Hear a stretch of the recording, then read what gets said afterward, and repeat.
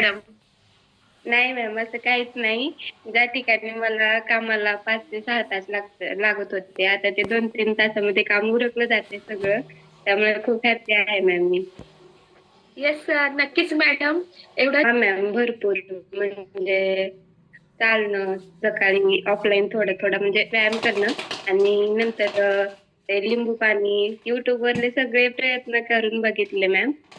पण काहीच कमी होत नव्हतं. कारण आपण ज्या कॅलरीज बर्न करतो तेच परत खात असतो. कारण आपल्याला आपल्या कोचचं प्रॉपर गाईडन्स नसतं. त्यामुळं आपण जे कमी करायला जातोय तेच परत नंतर ज्याने वेट वाढायला मदत होते तेच परत पदार्थ खातोय.